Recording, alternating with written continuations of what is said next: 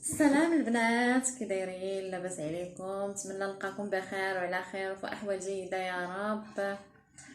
البنات، اليوم جيت نهضر معكم على واحد المنتوج اللي هو صحي وطبيعي 100%. والله العظيم الا عن تجربه البنات بالنسبه للناس اللي كيعانيو من الحساسيه. دابا هاد الجو دابا تقلب، وكاين اللي كيعاني على طول العام منها: الربو، الحساسيه، ضيق التنفس. هاد الاعراض كاينين الناس كيعانيو، كاين اللي عنده مرض مزمن على طول العام، طول العام كيداوي، وديك الادويه ديالو ديال سميتو عي كتنفخ، ماشي صحيه، كدير الماء في الركابي. انا جربت داك الدواء وعانيت منه بزاف، وانا كنستعمل داك الدواء كينفخ، كيرخي، كيجيب لك النعاس. والله حتى لقيت البديل. راه هاد الحساسيه ما فياش عي انا بوحدي، فيا انا والولد ديالي المتوسط. والله العظيم الا لقينا عليها راحه كبيره. هذا لقينا عليه. انا البنات ماشي جايه سميتو، هذا بغيت نشاركه معاكم حيت لقيت عليه واحد الراحه. انا خديته وجربته، والله الا زوين وصحي. ومن الاستعمال اليومين الاولى كتحسي بالفرق، كي كتاكليه كي كتحسي. ما عندوش اضرار، واعشاب طبيعيه 100%، وصحي وزوين. كيعالج كاع انواع الحساسيه: الربو، الضيقه، السعال، عصر التنفس، الزكام، طرد البلغم، التهابات الرئه والقصبه الصدريه، الحساسيه بانواعها، تطرد الرئه، تطهير الرئه، النهجه اللي عنده ديك النهجه طالع في الدروج كينهاج، مشى يتسخر وجاي كينهاج، غادي كينهاج ما قد. المهم هي هاد الحساسيه راه مصيبه كحله.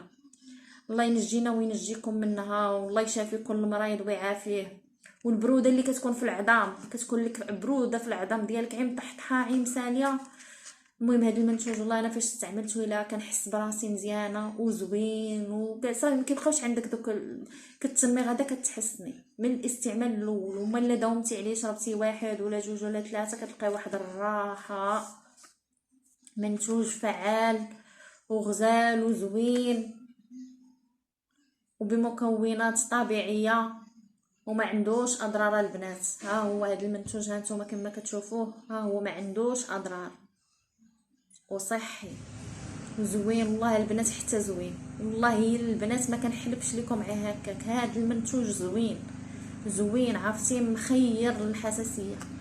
هذا انا بغيت ندير عليه فيديو بالناس اللي كيعانيو بغيت الناس اللي كيشوفوني من داخل المغرب او خارج المغرب اللي كيعانيو من الحساسيه وسميتو اللي ما لقاوش. المهم نخلي لكم نمر التليفون اللي بغى شي حاجه، والثمن ديالو رخيص البنات، ما غاليش، الثمن ديالو رخيص وزوين وصحي. والله العظيم الى البنات هذا زوين، هذا كتلقاو عليه واحد الراحه ما نقولش لكم عليها. ها هو كيفاش داير: سيروب بالاعشاب الطبيعيه، سيروب بالاعشاب الطبيعيه. ها شراب للشفاء، شراب لعلاج السعال وحساسيه الصدر، حساسيه بانواعها كيصلح ليها.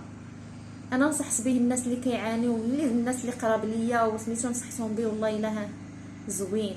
ها نتوما البنات اللي بغات شي حاجه ما لقاتوش حداها او في المعشبه اللي سميتو ما لقاتوش، سميتو اتصل بيا وسميتو تام ارسلوا ليها فين ما كانت، ارسلوا ليها.